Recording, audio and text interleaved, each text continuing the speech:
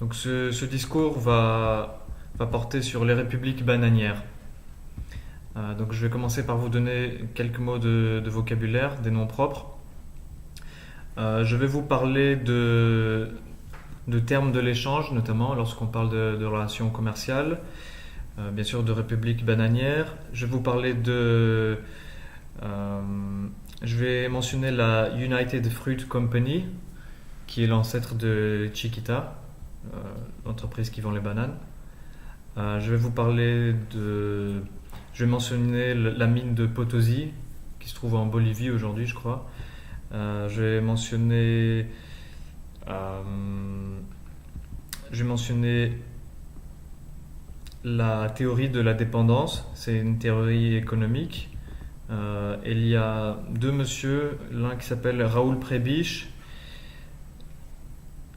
qui travaillait à la CEPAL, c'est la Commission économique des Nations Unies pour l'Amérique latine, et un autre qui s'appelle Immanuel Wallerstein. En plus de ça, je vais mentionner un petit peu Tintin. Je vais mentionner le traité de Nankin entre le Royaume-Uni et la Chine au XIXe siècle. Quoi d'autre? Je vais mentionner un économiste qui s'appelait Ricardo. Euh, je vais parler de fuite des cerveaux et je vais parler d'économie de l'information. Bon, je sais pas si j'ai fait le tour, mais je pense que c'est peut-être ça les choses les plus compliquées. Ah oui, et aussi peut-être Deng Xiaoping, si je me rappelle bien, c'était le dirigeant chinois dans les années 70. Voilà. Donc je vais commencer le discours maintenant. Bonsoir mesdames et messieurs, je vais vous parler aujourd'hui de république bananière. Alors ce terme, je l'ai entendu pour la première fois peut-être quand j'étais adolescent, je ne me rappelle pas très bien, mais ce qui m'a marqué, c'est une fois en cours, c'était à l'Institut Libre Mariapse, un professeur qui avait beaucoup tendance à digresser, comme moi, un professeur qui nous enseignait les sciences, a parlé de république betteravière. Donc il faisait mention aux betteraves au lieu des bananes. En fait, ce monsieur se plaignait de dysfonctionnement ici en Belgique. Et les betteraves sont, comme vous le savez, une plante qui est cultivée dans nos contrées, donc en Belgique, au nord de la France, ici en Europe. Et ça m'a un petit peu interpellé parce que non seulement il digressait, mais il a fait une comparaison qui m'a semblé très curieuse. Alors bien sûr, il faisait référence à l'expression république bananière. Peut-être l'avez-vous entendu. Une république bananière, c'est un État qui souvent se trouve dans une région du monde exotique où la jungle est luxuriante, le plus souvent en Amérique latine ou dans les Caraïbes. Et ces États sont corrompus, dysfonctionnels, le plus souvent sous la coupe d'une puissance extérieure, et la plupart du temps, ce pays est dirigé par des potentats, des dictateurs peu enclins à la démocratie et à l'état de droit. Donc on a là la plupart des caractéristiques de la République bananière. Et pourquoi parle-t-on de bananes? Eh bien parce que très souvent, les économies de ces pays se basent sur l'exportation de matières premières. Le plus souvent un produit agricole comme les bananes, mais ça pourrait aussi être le café ou bien quoi d'autre. Il y a le thé, d'autres fruits exotiques. Mais la banane est un exemple marquant dans ce domaine parce que à partir d'une certaine époque, la banane s'est exportée en très grand volume parce que c'est un fruit très, très facile à consommer, très pratique, que l'on peut prendre dans son sac, qu'on pèle très rapidement et qui est très vite passé dans la gastronomie de pays du Nord où on ne peut pas faire pousser de bananes normalement. Alors, Bien sûr, quand on parle de république bananière, comme je vous l'ai dit, ça nous fait penser à l'Amérique centrale, à... et c'est une expression qui emprunte d'une certaine forme de dénigrement parfois, un peu de dérision, de moquerie. Et puisqu'on parle d'Amérique latine, euh, ça vous évoquera probablement un événement récent qui est la mort de Fidel Castro. Alors, le dictateur cubain qui est décédé récemment était connu pour sa longue barbe et ses cigares. Il était nonagénaire et avait laissé la direction de son pays à son frère depuis une dizaine d'années.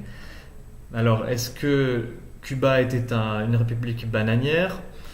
C'est difficile de l'affirmer puisque les relations commerciales étaient très limitées avec les pays environnants comme les États-Unis.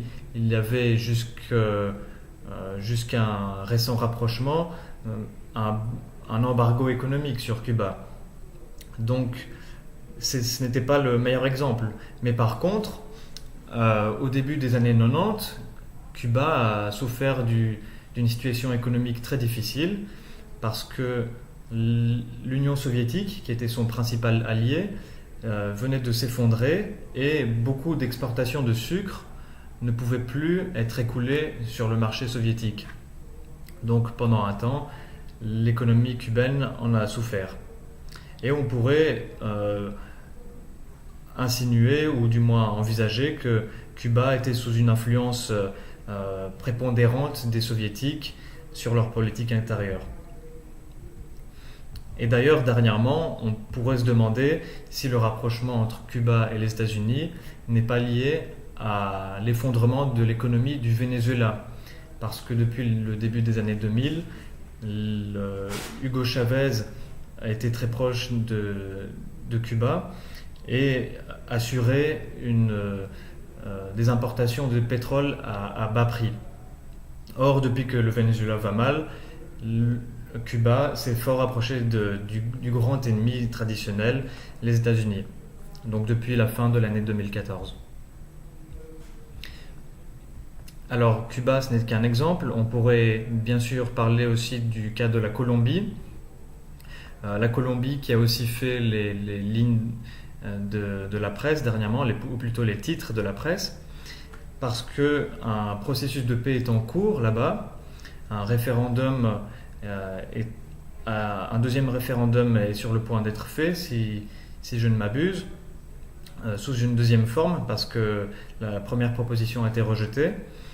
Et ici, le cas de la Colombie est un très bon exemple, parce que déjà à la fin du 19e siècle, des grandes entreprises d'Amérique du Nord comme la Standard Fruit ou l'United Fruit Company s'étaient installés dans des pays d'Amérique centrale ou en Colombie pour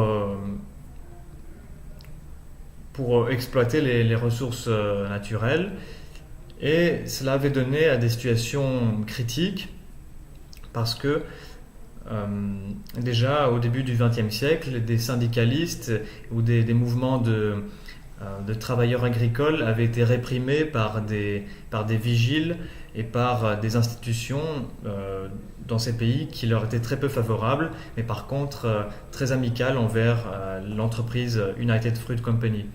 Vous avez probablement entendu parler de l'auteur Gabriel García Márquez,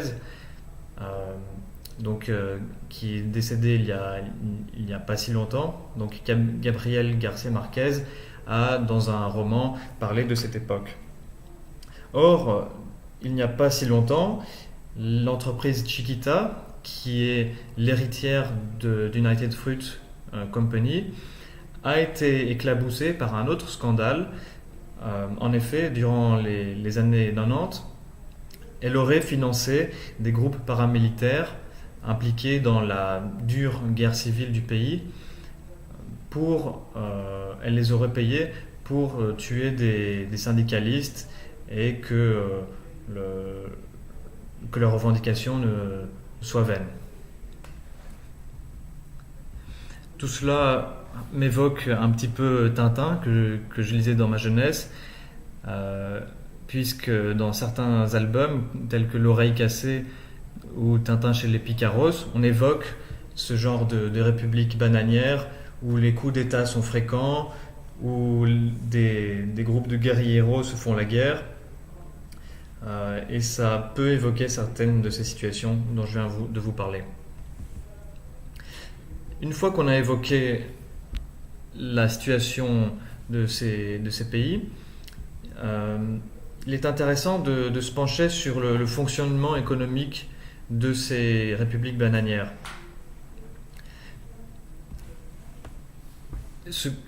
Il est assez ironique de constater que pour ces pays, il semblerait que le fait de posséder tant de ressources naturelles soit une malédiction en fin de compte, parce que le développement économique ne prend pas tant que ça comparé à d'autres régions du monde.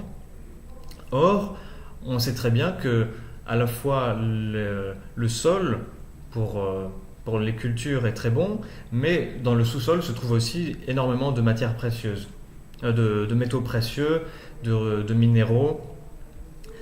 Or, au cours du XVIe siècle, dans l'empire colonial espagnol, certaines mines ont été exploitées de manière intensive, comme par exemple la mine de Potosí en Bolivie.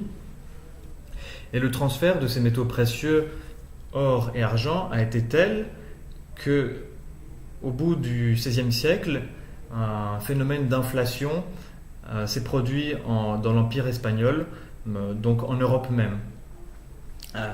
Et la cause de cela, c'est les quantités énormes d'or et d'argent qui ont été apportées en Europe. Est-ce que vous voudriez une pause à ce niveau-ci? C'est peut-être mieux que je fasse une pause?